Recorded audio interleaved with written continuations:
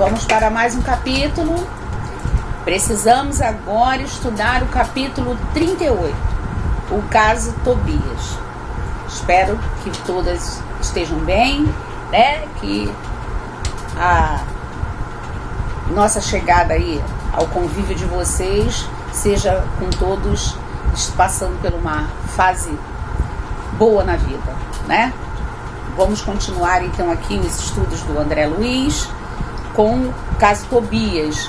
É um capítulo que vai enfocar um caso muito curioso, né? Que também dá margem, é que a gente pensa assim, né? Eu agora mesmo estava lendo aqui um pedacinho para ver a referência, se eu estava com o livro aqui, que nós ainda pensamos muito dentro da faixa evolutiva que nós estamos.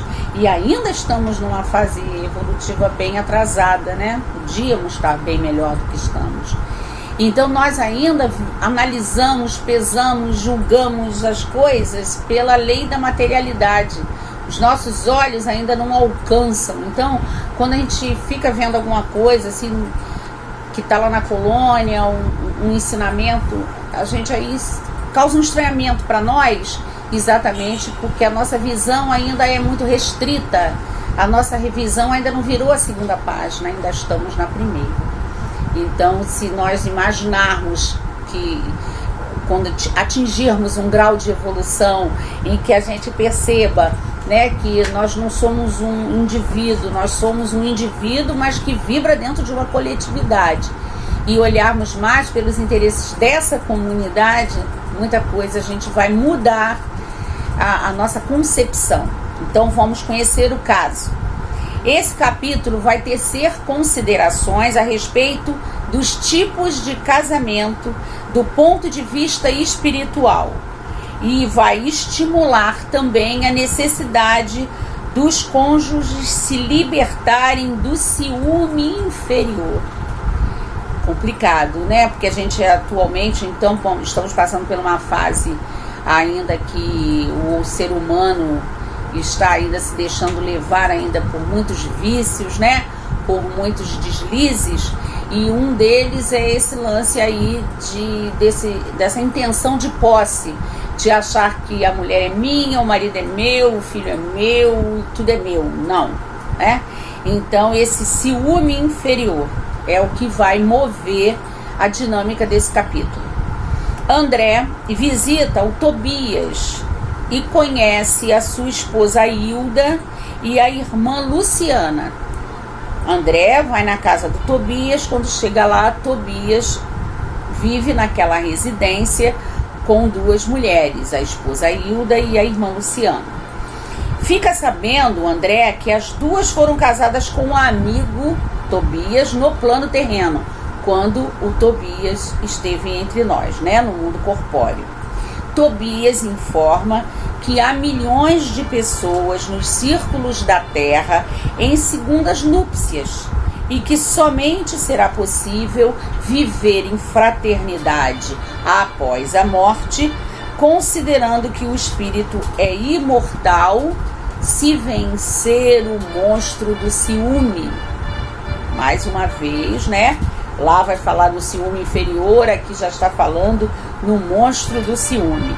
Aí nós fomos aqui na referência do Livro dos Espíritos, a pergunta 933. Eu fiz um resuminho, bem resumido mesmo, mas existe vários esclarecimentos nessa pergunta, aliás, nessa resposta. Se vocês quiserem dar uma olhada com mais atenção, tá? 933. A pergunta é a seguinte: assim como quase sempre é o homem o causador de seus sofrimentos materiais, em cima das suas más escolhas, não é isso? Também o será de seus sofrimentos morais, quer dizer, o homem é responsável pelos seus sofrimentos materiais e pelos seus sofrimentos morais também. A resposta é bem reduzida. Mais ainda, porque os sofrimentos materiais, algumas vezes, independem da vontade. Claro que às vezes do merecimento, às vezes das circunstâncias, às vezes da contextualização, do momento. Mas os morais, dentre eles o ciúmes, todas as paixões, elas sim são torturas da alma. Então o homem possui sobre ela total responsabilidade. E ainda fala assim, ó, ciúme, na resposta do Livro dos Espíritos, 933, ciúmes, felizes os que desconhecem este verme roedor, para eles não há calma nem repouso possível. Quem se julga lesado, quem acha que é proprietário de alguma coisa, de alguém, e que fica sem esse alguém, aquele amor próprio, né, ferido, vai se corroendo por dentro e o levando aos maiores desatinos, se não acordar a tempo e não conter e não controlar isso, tá? Então, continuando no capítulo, Hilda conta que ela e Tobias se casaram por amor e viveram muito felizes, mas a morte os separou por ocasião do nascimento do segundo filho. Quer dizer, a nossa irmã Hilda, né, ela desencarna no nascimento do segundo filho do casal. Desencarnada, ela manteve-se ao lado dele e dos filhos, atormentando a todos, né, e atormentando-se, que às vezes a gente pensa que está ajudando, mas a gente está, né, perturbando mesmo. Ao perceber que as crianças necessitavam de quem lhes desse amor e cuidados, ela, em outra esfera espiritual, em outra dimensão, ela ficou ali no lar, então desequilibrando aquela estrutura familiar. Tobias desposa Luciana 1 ano após a desencarnação de Hilda. E esta, a Hilda, né, na sua ignorância, de desconhecimento, né, das leis divinas, passa a lutar contra a segunda esposa, contra a Luciana, não vendo o bem que ela fazia ao ex-esposo e aos filhos.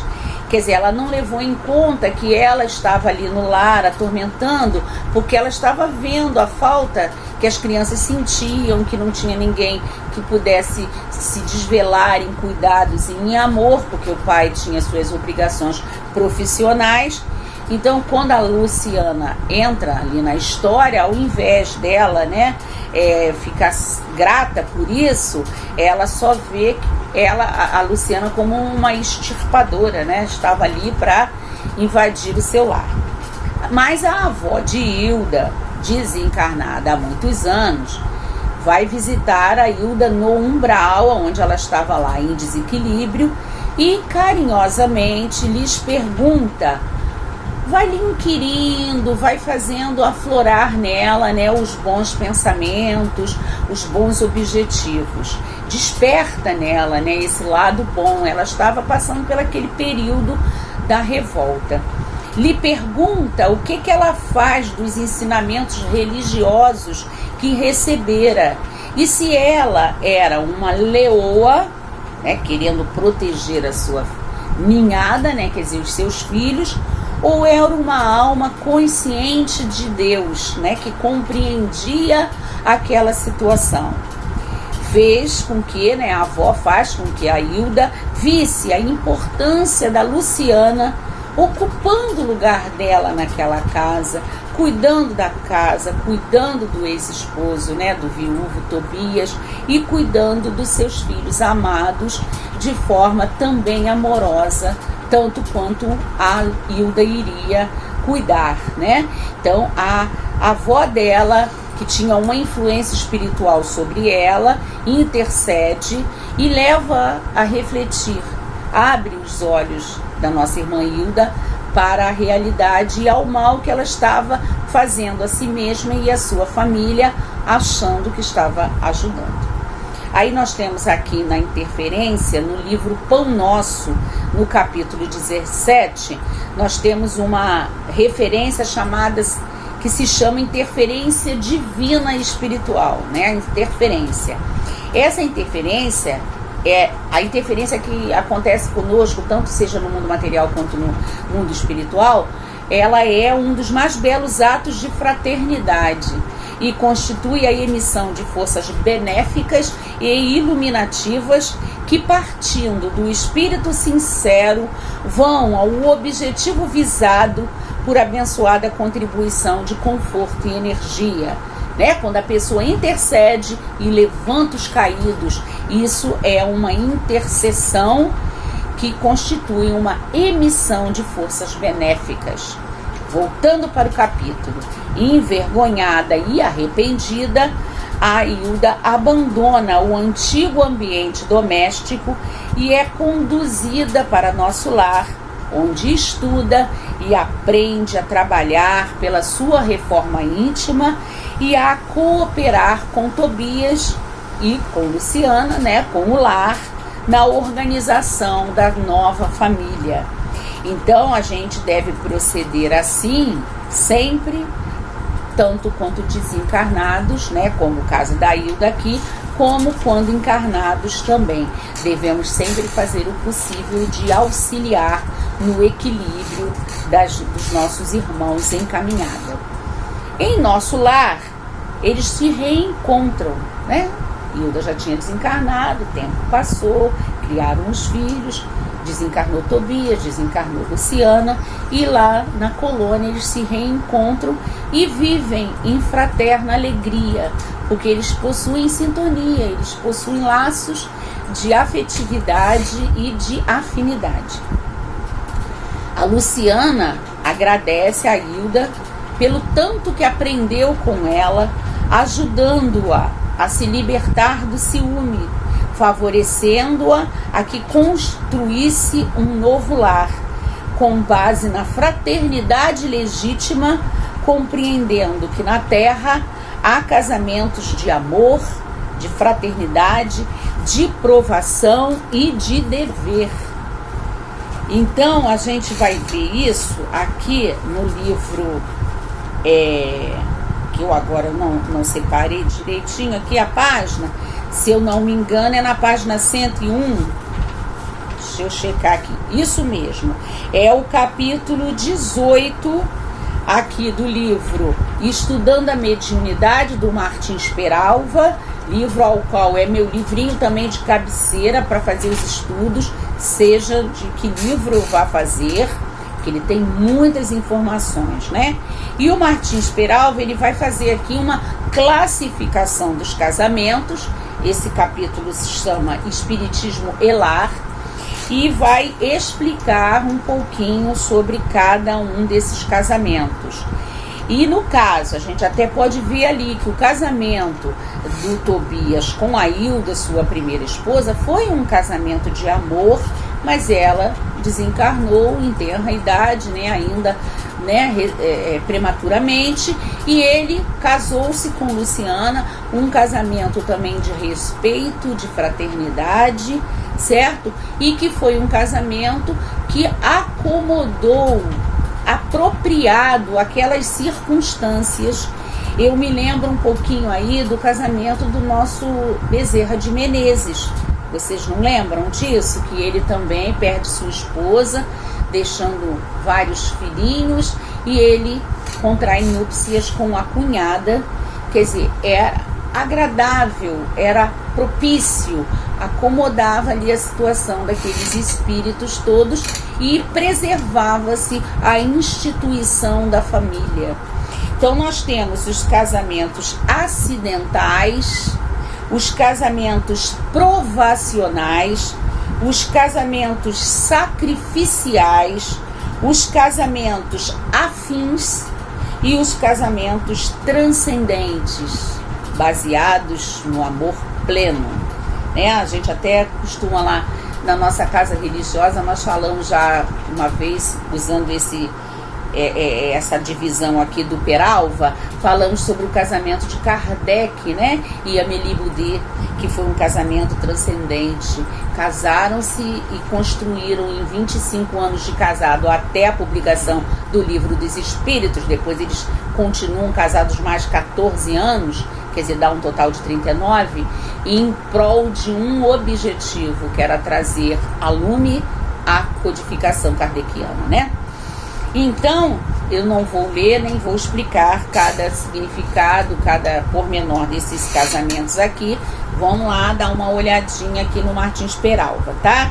Então, voltando para o capítulo, Tobias acrescenta que o casamento em nosso lar se dá pela afinidade plena e que o casamento dele com Luciana foi de uma união fraternal, mas que ela demorou a reconhecer essa verdade, padecendo inquietação e tristeza, mas agora está em pleno noivado espiritual, cujo noivo já retornou ao corpo carnal, e ela seguirá no próximo ano, prevendo-se o encontro dos dois em São Paulo.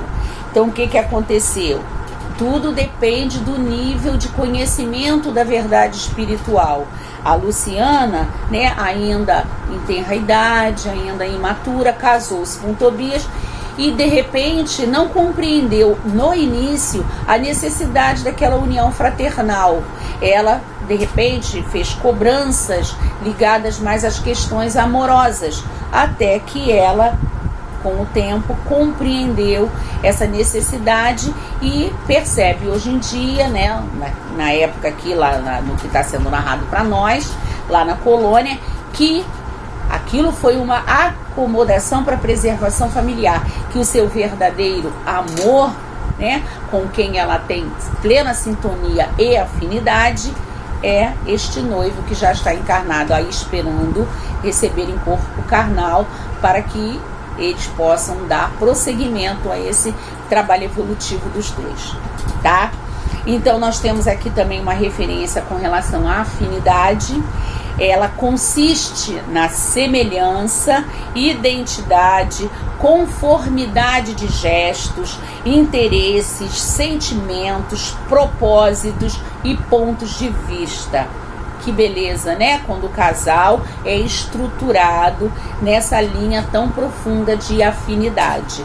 Aí ele tem tudo para dar certo.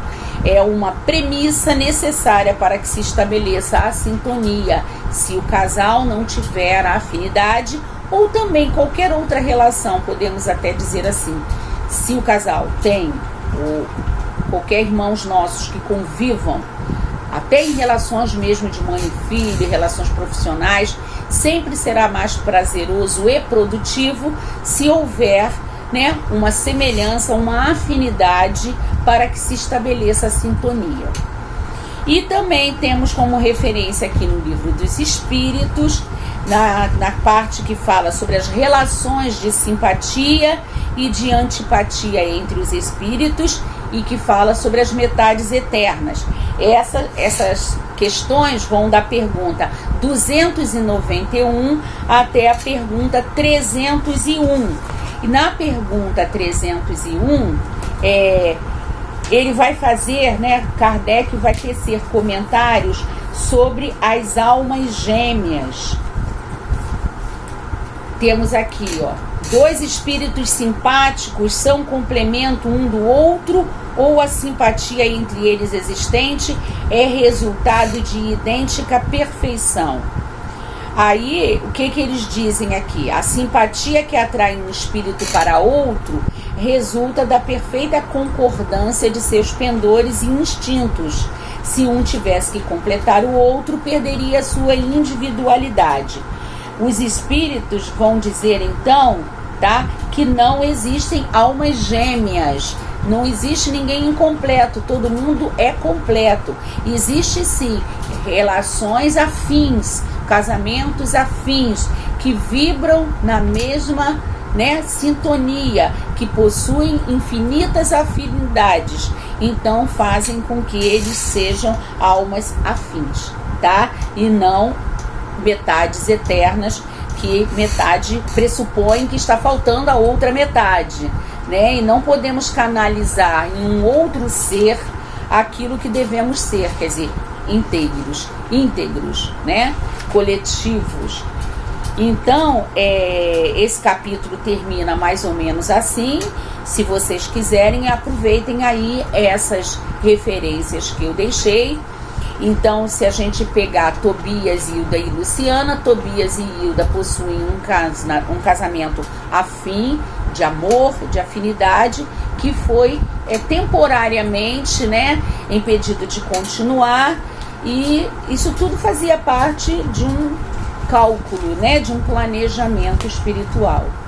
Então, muito obrigado pela atenção de vocês e até o próximo capítulo. Fiquem com Deus.